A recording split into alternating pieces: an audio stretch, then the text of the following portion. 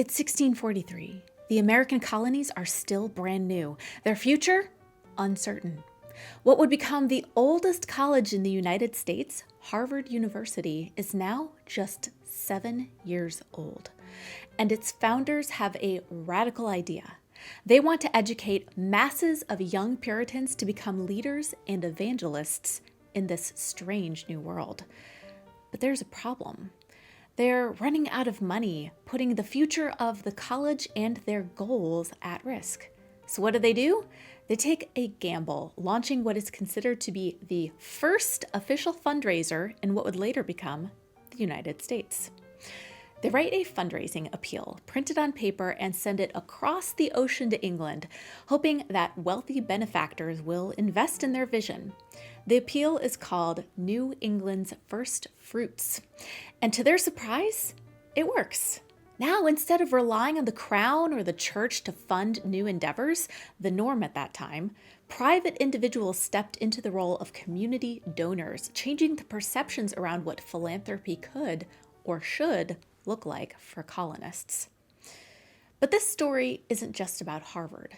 This moment in time and the launch of the first fundraiser reveals something much bigger about human nature, money, and power. It sparks questions we're still asking about philanthropy, money, and fundraising today, like, why did people give? Who or what causes were considered worthy of support? And how much of that thinking still influences the way we fundraise and work for positive social change today? Because while fundraising has evolved from viral crowdfunding campaigns to billion-dollar philanthropy, some of the underlying and historical beliefs that shaped early fundraising efforts are still with us. Some of them are helping us change the world, and some are holding us back. Let's take a look together at the history of philanthropy and fundraising and a few historical beliefs that still affect how we raise money today in our first episode of our Changemaker Cafe Fundraising 101 series. You can download our series action guide for resources and tips on fundraising, whether you're aiming to start a nonprofit or socially conscious business, serve as a volunteer or board member, raise funds or awareness, and more, all at changemakercafe.com. Thank you to Click and Pledge for sponsoring this series. Ready? Let's get curious.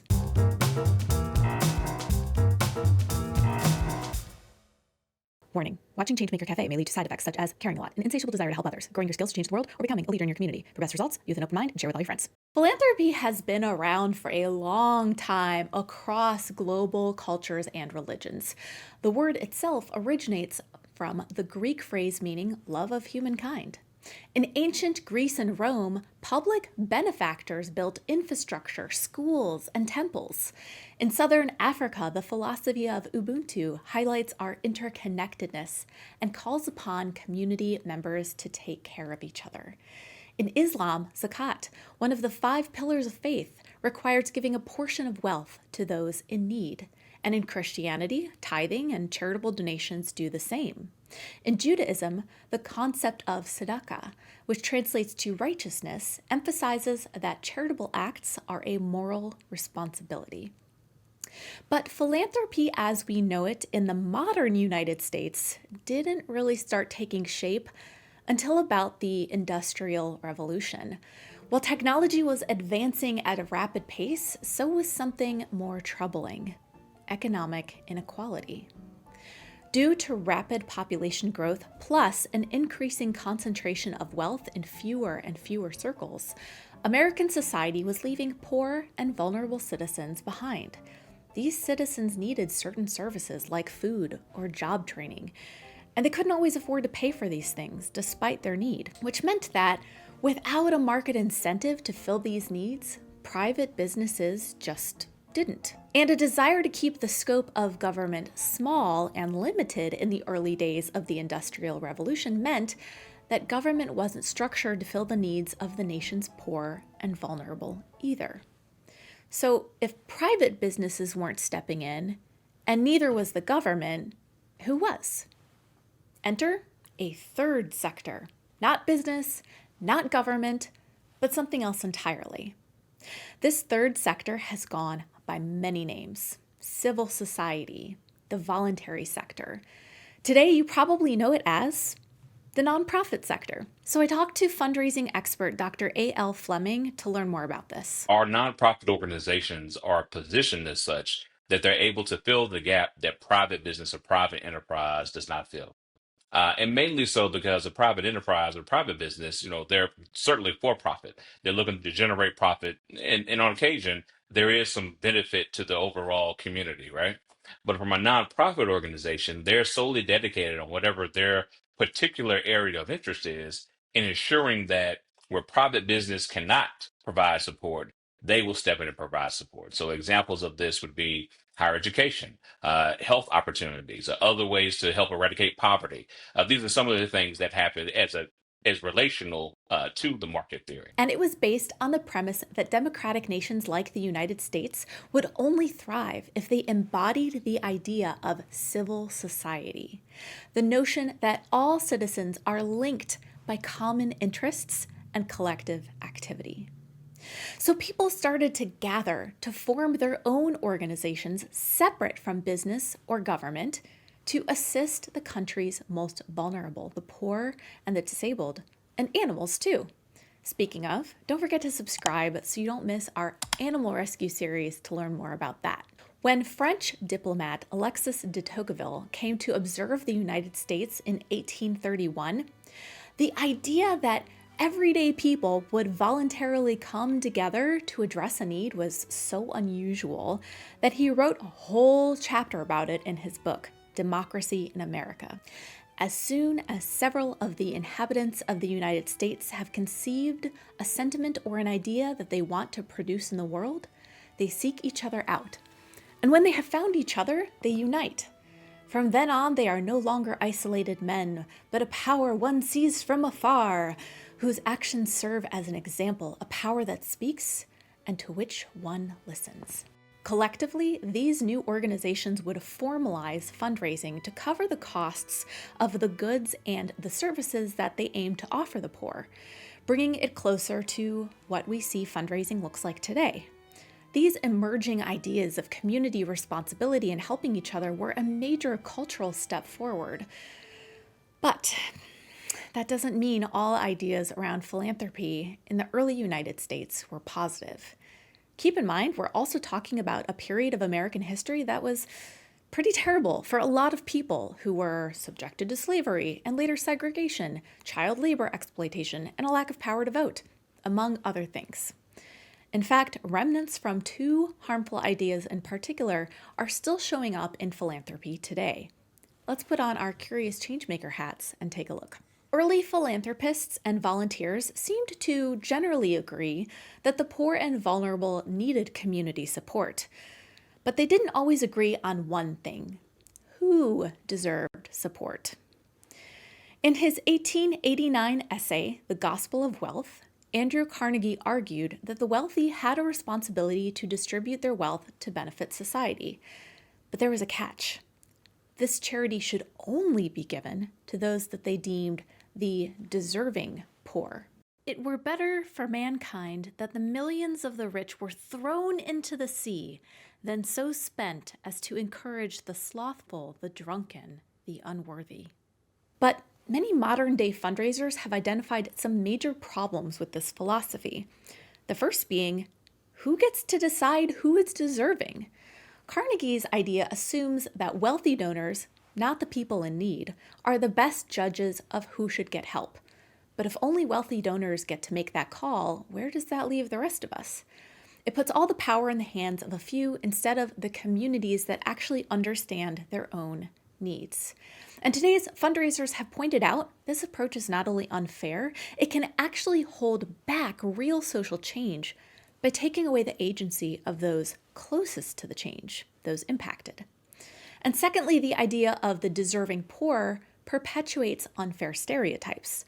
Carnegie's message suggests that a person is poor strictly as a result of their own personal failings.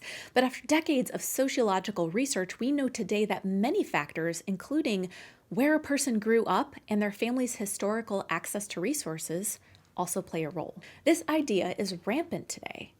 If you've heard someone say something like, the homeless are just lazy and won't get a real job, then you've heard Carnegie's influence on modern philanthropy in action.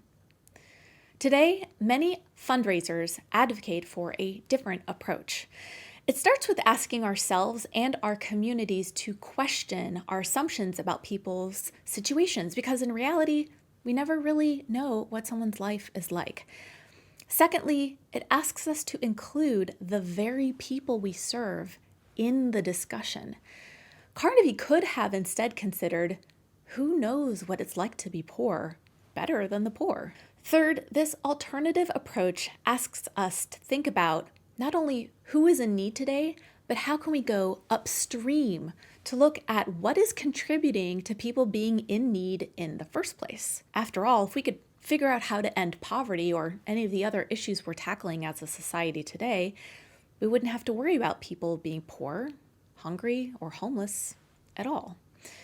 Which brings us to the second historical idea that still influences our fundraising today. In Carnegie's era, also known as the Gilded Age, large philanthropists donated vast sums of money to a variety of projects. But at the same time, they resisted social reforms that could have decreased and prevented poverty and inequality on a large scale. Reforms like improving working conditions, ending political corruption, and granting the right to vote to everyone. But why? If we could decrease poverty on a large scale, wouldn't that help more people than even their donations would? Well, historians argue that it comes down to the difference between two things: charity and systemic change. Charity, meaning giving money to meet immediate needs, allowed Gilded Age industrialists to maintain a reputation of being generous while keeping the systems that made them wealthy intact. On the other hand, systemic change reforms like fair wages, safe working conditions, and political accountability risked challenging their power or cutting into profits. But not every philanthropist in that era followed that model. Julius Rosenwald, a businessman and philanthropist of the times, believed that true philanthropy shouldn't just treat the symptoms of inequality, it should help fix the root causes.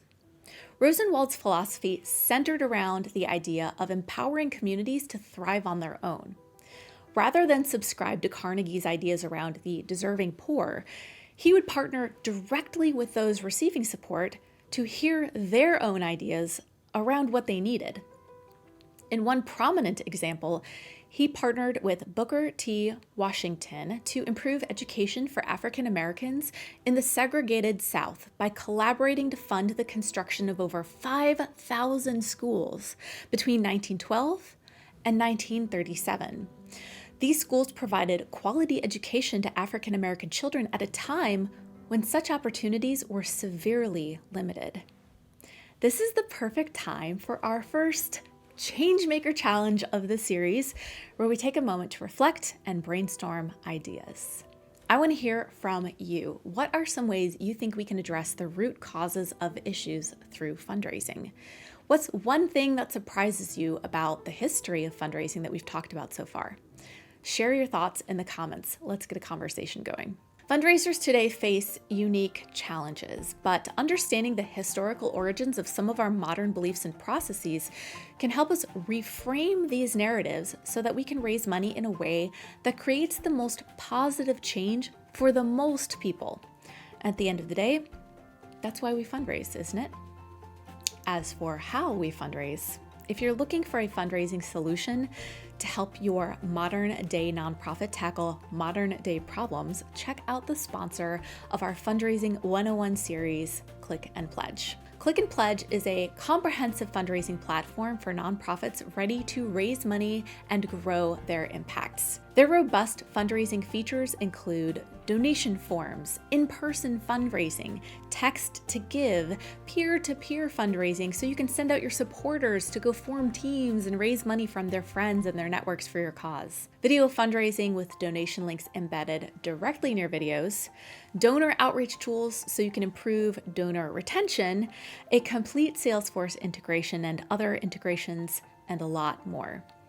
Now, some platforms are going to charge more based on your organization's size and budget size, but not Click and Pledge. The pricing is going to stay the same because they want to grow with you. So even as your donor list increases, that price is flat. There are no contracts. There are all these solutions that are included at no extra cost. Learn more about Click and Pledge's fundraising solutions, and you can get a free month using the links that I'll leave below this video. Feel free to get in contact with their team if you have questions or to schedule a demo, or sign up to give it a try right now. In the next video in our Fundraising 101 series, we'll take a deeper look at the different ways that nonprofits fundraise, including some methods you might not have expected. Don't forget to subscribe to this channel so you don't miss a lesson in our new series. And see you for the next episode of Changemaker Cafe.